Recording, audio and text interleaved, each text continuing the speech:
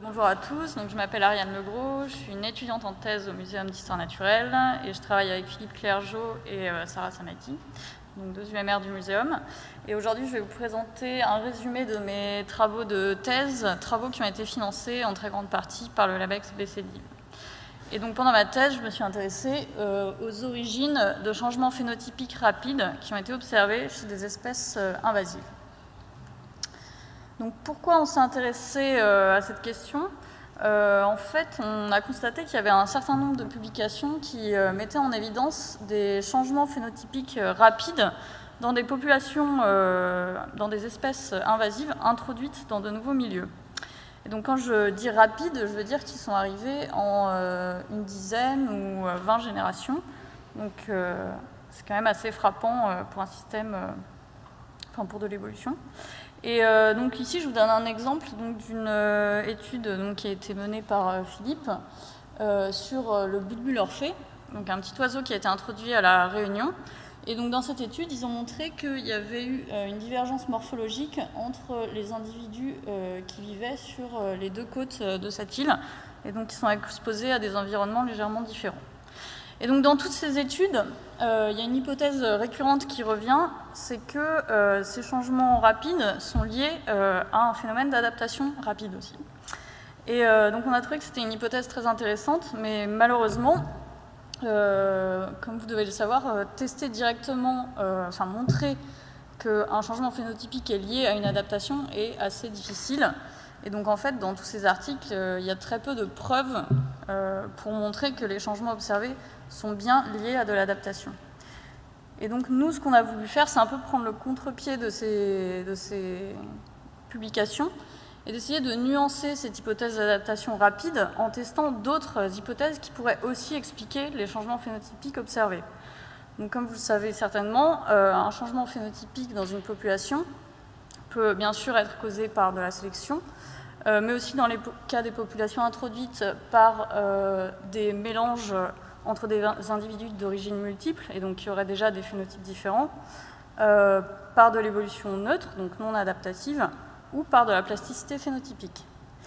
Et donc nous, on a voulu tester ces différentes hypothèses, et rapidement, on a vu que ce serait assez difficile dans le cadre de ma thèse de tester l'hypothèse de la plasticité phénotypique. Donc on s'est principalement intéressé à ces deux hypothèses-là. Et donc pour faire ça, pour tester ces hypothèses, on a utilisé une approche comparative, où donc on a étudié des populations d'une espèce invasive, donc des populations sources et des populations introduites. Et donc ce qu'on a fait, c'est dans un premier temps, on a décrit le phénotype des individus dans différentes populations, donc en utilisant la morphologie pour décrire le phénotype. Et ensuite, on a essayé de déterminer l'origine des différentes populations introduites. Et on a décrit l'histoire démographique de ces populations pour voir s'il pouvait y avoir de l'évolution neutre dans ces populations. Et donc l'espèce modèle qu'on avait choisie au début était la perruche à collier. Donc pourquoi cette espèce ? Donc vous pouvez voir que c'est un oiseau très mignon, mais en fait on ne l'a pas choisi pour ça. On l'a choisi parce que, donc ici je vous présente son aire d'origine, donc les couleurs correspondent à des sous-espèces, donc vous voyez qu'il y a une partie de l'aire d'origine en Afrique et une partie en Inde. Et ici vous avez les populations introduites en Europe. Donc vous pouvez voir que c'est une espèce invasive, comme on dit, à succès, donc il y a beaucoup de populations introduites. Et on voit qu'elles ont toutes été introduites à peu près à la même période. Donc ça a plusieurs intérêts. D'abord, on s'attendait à un fort changement de milieu entre l'aire d'origine et l'aire d'introduction, donc potentiellement à des pressions de sélection assez fortes pour un changement phénotypique. Ensuite, on a différents climats qui sont représentés dans la zone d'introduction aussi. Donc on s'attendait éventuellement à des différences aussi entre les populations introduites. Donc ici avec des populations plutôt dans un climat méditerranéen, plutôt dans un climat océanique, et ici plutôt dans un climat semi-continental. Et l'intérêt d'avoir plusieurs populations, c'était aussi de pouvoir utiliser des populations comme réplicas pour pouvoir vérifier nos résultats.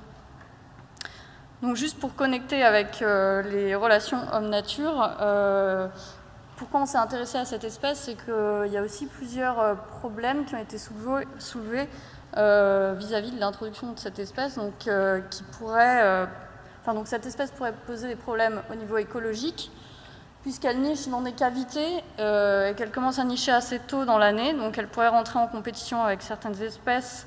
Donc il y a une étude qui montre qu'elle pourrait rentrer en compétition avec les citelles notamment, ou avec des chauves-souris. Et il y a déjà des interactions négatives qui ont été décrites aussi avec les écureuils qui visitent les cavités. Elle pourrait aussi avoir des impacts économiques parce qu'elle creuse des cavités dans les isolations extérieures des bâtiments. Et dans sa zone d'origine, elle est connue comme un ravageur des cultures. Donc là, vous voyez qu'elles n'hésitent pas à venir en groupe de plusieurs individus et consommer les bourgeons, les fleurs et les fruits des arbres fruitiers. Et enfin, il pourrait y avoir des impacts sur la santé publique, puisque cette espèce est porteuse de la psittacose. Et donc l'étude des impacts est un autre projet que je ne vous présenterai pas ici. Donc ce qu'on avait prévu comme échantillonnage pour étudier ces différentes hypothèses, c'était donc d'échantillonner des populations des deux sous-espèces dans l'aire d'origine.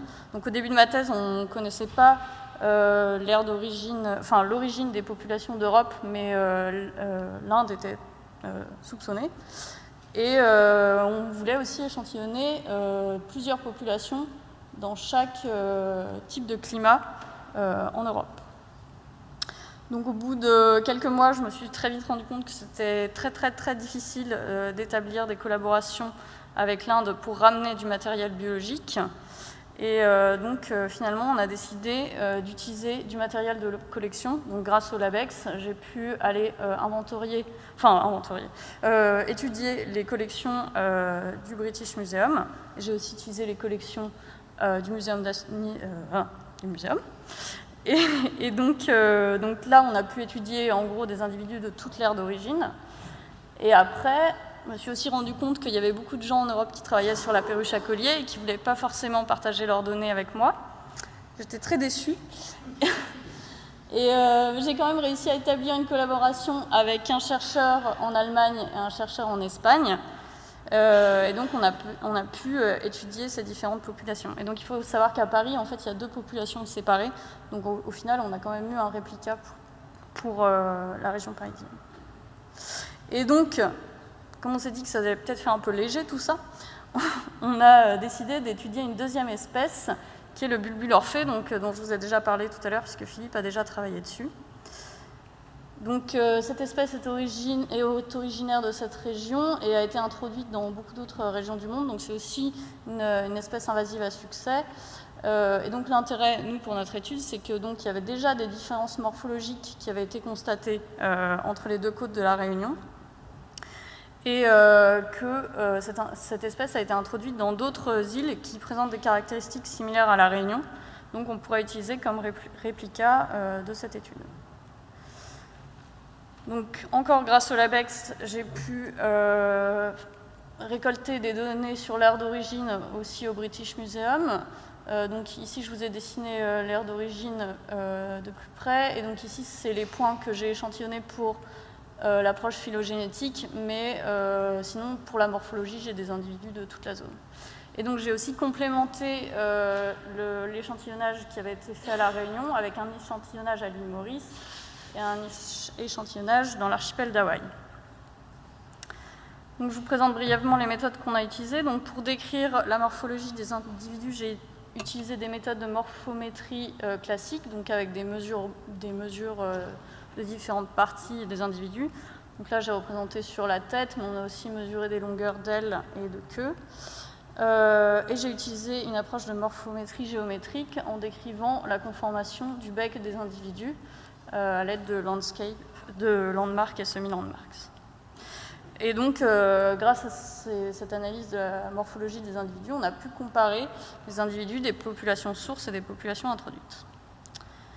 Ensuite, pour identifier les populations sources des populations introduites, j'ai utilisé une méthode de phylogéographie. Donc, on a échantillonné des individus dans l'aire d'origine et dans les populations introduites. Et donc on a séquencé plusieurs gènes mitochondriaux et ensuite on a établi les relations entre les populations à l'aide d'arbres phylogénétiques. Et pour l'histoire démographique des populations, j'ai utilisé des méthodes de génétique des populations. Donc là, on a uniquement étudié les populations introduites, on a génotypé plusieurs loci microsatellites. Et donc on a utilisé ça pour décrire la structure génétique des populations et également pour reconstruire des scénarios d'introduction dans les différentes populations. Donc je vais vous présenter un résumé des résultats. Si vous voulez en savoir plus, je soutiens ma thèse le vendredi 26 septembre à 14 h en amphithéâtre de paléontologie. Vous êtes les bienvenus. Donc juste brièvement pour la perruche à collier, on a trouvé des différences morphologiques significatives entre l'aire d'origine et les populations introduites, et également entre les différentes populations introduites. Donc on a bien une divergence morphologique. Pour ce qui est de l'origine des individus, on a bien confirmé que c'était majoritairement une origine asiatique pour les populations européennes. Par contre, on a un peu manqué de précision et donc on ne sait pas à l'échelle régionale si toutes les populations introduites proviennent ou pas de la même région et s'il y a des introductions multiples ou pas. Donc la question reste en suspens. Et par contre, ce qu'on a vu, c'est qu'il y avait une forte structure génétique entre les différentes populations et qui correspondait à la structuration morphologique observée. Et donc, il serait très possible que des processus d'évolution neutres soient en fait à l'origine des différences morphologiques observées. Et donc, comme je disais, il y a aussi le rôle de l'origine qui reste encore à explorer. Donc pour le bulbule orphée, on a eu des résultats un petit peu plus intéressants. Donc on a également trouvé des différences morphologiques significatives entre l'aire d'origine et les populations introduites et aussi entre des populations introduites dans différents milieux. Donc là aussi, on observe une divergence morphologique. Ce qui est intéressant, c'est qu'on a trouvé que toutes les populations introduites qu'on a étudiées proviennent de la même origine et n'ont pas d'origine multiple. Donc a priori, on peut éliminer cet argument pour expliquer les divergences phénotypiques. Et par contre, comme tout à l'heure, on a trouvé une forte structure génétique entre les populations qui correspond encore une fois à la structure morphologique observée. Donc là encore, on soupçonne une importance des processus évolutifs neutres dans l'évolution de la morphologie. Mais bien sûr, l'adaptation n'est pas à exclure avec cette étude. Donc, en résumé, grâce à cette thèse, on a pu mettre en évidence l'importance des processus évolutifs neutres chez les populations invasives et insulaires. Donc, ça paraît évident maintenant qu'on le dit, mais dans tous ces articles, il y a beaucoup d'hypothèses adaptationnistes et au final, il ne faut pas oublier que les espèces introduites passent souvent par des goulots d'étranglement et des populations donc, de petite taille, ce qui peut intensifier fortement l'impact de l'évolution neutre. Donc, ce qu'on conclut, c'est qu'il est important, quand on étudie les changements phénotypiques dans les espèces invasives, de décrire le cadre historique dans lequel ces introductions ont eu lieu pour prendre en compte ce facteur dans la suite des études. Et bien sûr, ce qui est important de dire, c'est qu'on n'a pas exclu l'hypothèse qu'il pouvait y avoir une adaptation rapide dans ces populations, mais ce n'est pas le seul facteur qui peut expliquer les différences observées. Donc, quelles sont les perspectives pour ce travail ? Ce qui est vraiment intéressant, c'est qu'il y a un groupe européen qui s'est monté pour l'étude de la perruche à collier ces dernières années. Et donc, il y a d'autres collaborateurs qui travaillent sur un projet de phylogéographie avec des échantillons du British Museum. Donc, on espère qu'ils vont avoir peut-être des données un peu plus complètes que celles qu'on a eues jusqu'à maintenant. On a aussi un collègue qui travaille sur des modèles de niche, et donc on va voir si on peut corréler les différences morphologiques observées entre les différents groupes avec des différences de climat et des shifts de niche entre la zone d'origine et les zones d'introduction. Et on a aussi un collaborateur, un collègue qui aimerait lancer des expériences en jardin commun pour tester la plasticité de divers caractères. Et donc, deux projets qui pourraient être très intéressants pour la suite, ce serait de récolter des données environnementales là où j'ai récolté mes données génétiques et morphologiques pour voir si on peut relier les différentes morphologies qu'on a trouvées avec des différences environnementales. Donc, pour l'instant, on n'a pas encore fait ça.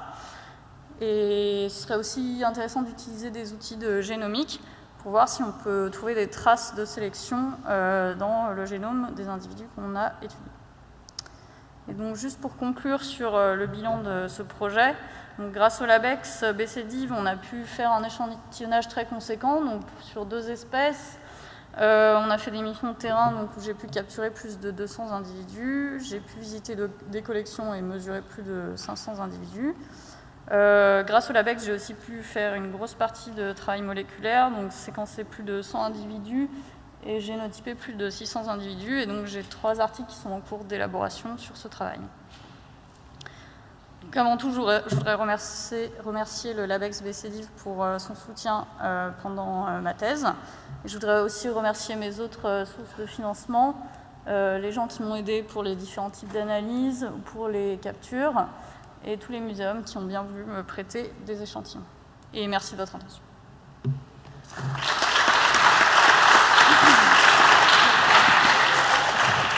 Moi, c'est une question de détail parce que ça concerne plus les perspectives que le travail que tu as réalisé, mais tu dis qu'en utilisant la génomique, tu vas pouvoir voir s'il y avait des gènes, où se situent les modifications génétiques entre tes différentes populations et voir si c'est de la sélection qui a pu agir, c'est ça ? En fait, c'est plutôt qu'on peut trouver des zones du génome qui ont changé plus rapidement que le reste du génome et donc qui sont traditionnellement... on soupçonne que c'est des régions qui sont sélectionnées, en fait, c'est pour ça qu'elles évoluent plus rapidement que le reste du génome. Et du coup, après... on n'a pas de génome séquencé pour la perruche, mais on pourrait relier les régions trouvées avec des génomes d'autres oiseaux pour voir si c'est des régions qui peuvent correspondre par exemple à des gènes qui codent pour qui contrôlent le développement embryonnaire, donc qui pourraient expliquer les différences morphologiques qu'on trouve entre les différentes populations. Donc ce serait... dans ce cas-là, ce ne serait pas trop une idée de comparer les populations, mais plutôt de regarder dans chaque population s'il y a des traces de sélection. Tu vas trouver que les différences, elles sont dues aux gènes qui justement codent pour ces différences morphologiques, mais tu ne pourras pas savoir si c'est des effets de fondation ou si c'est la sélection qui a opéré. Après, il y a des tests qui permettent d'essayer d'éliminer une partie de ces hypothèses-là, mais de toute façon, non, on ne pourra pas dire à coup sûr que c'est bien de la sélection.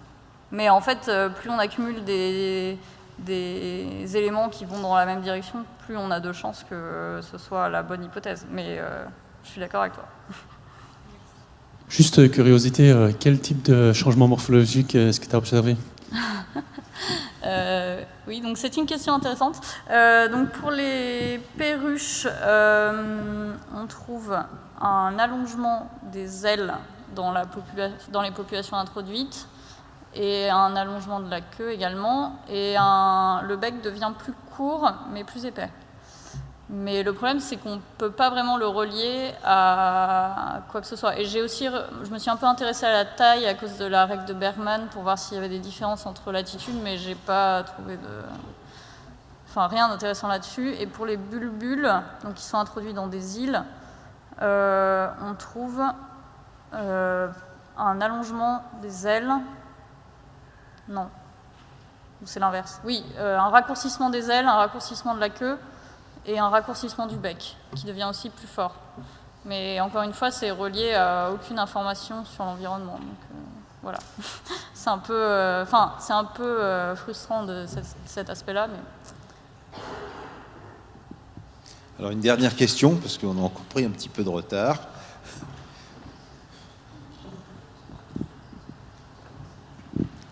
Oui, tu parles de variations morphologiques chez les espèces invasives, en fait chez 2 espèces. Ouais. Il s'agit en l'occurrence d'espèces d'oiseaux. Est-ce que ces variations s'observent chez toutes les espèces invasives dans le monde animal, on va dire, chez les micromammifères, chez les insectes, par exemple Est-ce qu'on retrouve des choses analogues et est-ce qu'on peut tirer des lois générales, en fait ?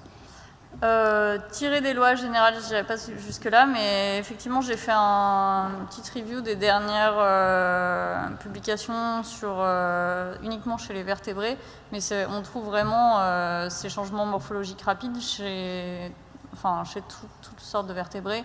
Et après, je ne me suis pas vraiment intéressée au reste, mais chez les plantes aussi, chez les invertébrés aussi. Donc je pense que c'est assez général. Après, ce qu'il ne faut pas oublier, c'est que la plasticité phénotypique, c'est quand même quelque chose qui pourrait expliquer la plupart de ces changements. Et voilà. Donc d'une manière générale, je pense qu'il y a beaucoup de gens qui sont séduits par l'hypothèse de l'adaptation, mais qu'il faut faire attention à ce qu'on dit. Merci.